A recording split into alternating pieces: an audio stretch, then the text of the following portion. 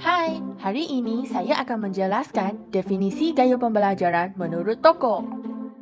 Menurut Dun dan Dun, gaya pembelajaran ialah cara seseorang individu menumpukan perhatiannya untuk memahami dan mengingati sesuatu maklumat atau kemahiran baharu.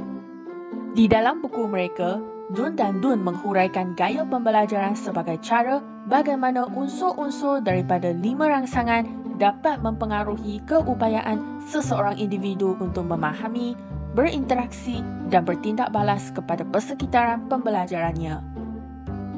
Hani dan Mumford mendefinisikan gaya pembelajaran sebagai penerangan terhadap sikap dan tingkah laku yang menentukan kecenderungan cara pembelajaran individu.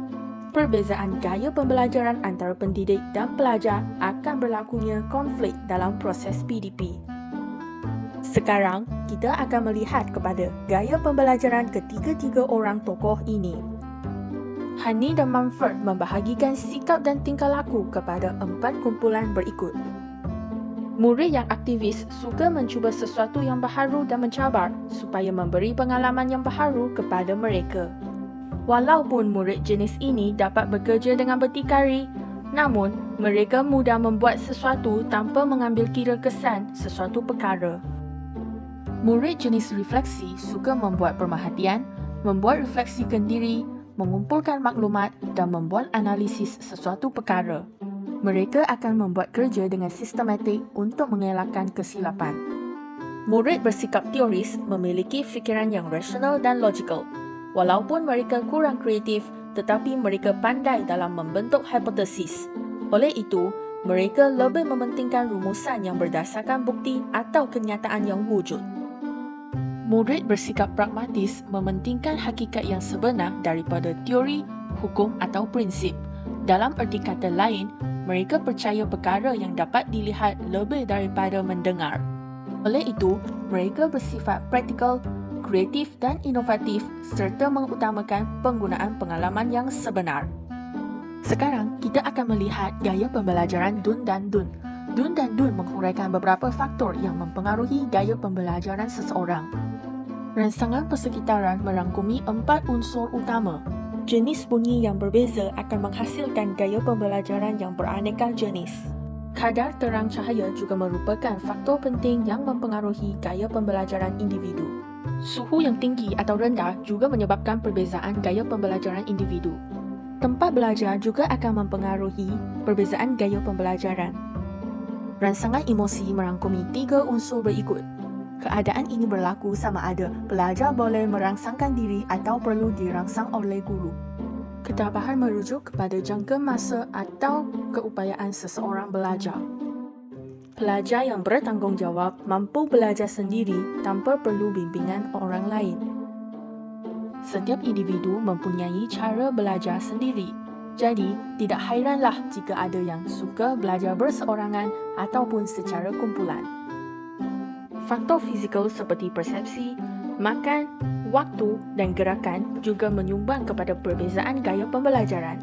Jadi, tidak hairanlah apabila kita nampak kaedah atau masa belajar seseorang itu berbeza antara satu sama lain.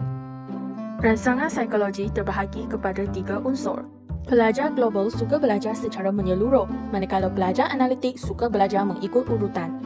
Bagi pelajar yang menggunakan otak kiri, mereka suka belajar bahasa, membuat pengiraan dan analisis. Pelajar yang otak kanannya aktif suka membuat sintesis, melukis, membuat gerakan dan mencipta sesuatu. Pelajar yang impulsif bertindak secara spontan, manakala pelajar yang reflektif berfikir sebelum bertindak. Kita akan teruskan dengan gaya pembelajaran model Kolb. Kolb membahagikan individu kepada 4 kategori berikut.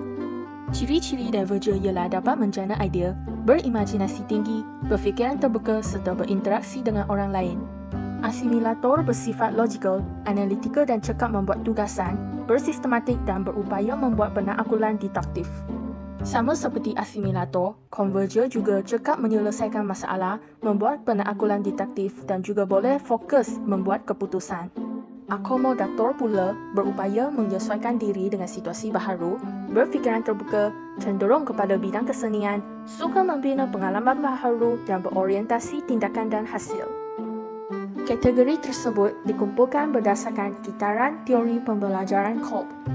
Secara amnya, dalam pengalaman konkret, pelajar perlu melibatkan diri dalam pengalaman baharu secara aktif. Oleh itu, mereka perlu berfikiran terbuka. Dalam pemerhatian reflektif, pelajar menjadi pemerhati yang objektif. Kemahiran mendengar, memahati dan menyedari perubahan sangat penting bagi mereka. Dalam pengkonsepsian abstrak, pelajar berusaha untuk mengatur dan menyusun maklumat secara sistematik dan logik ke dalam bentuk konsep, teori dan idea. Dalam percubaan aktif, pelajar terlibat secara langsung dalam persekitaran.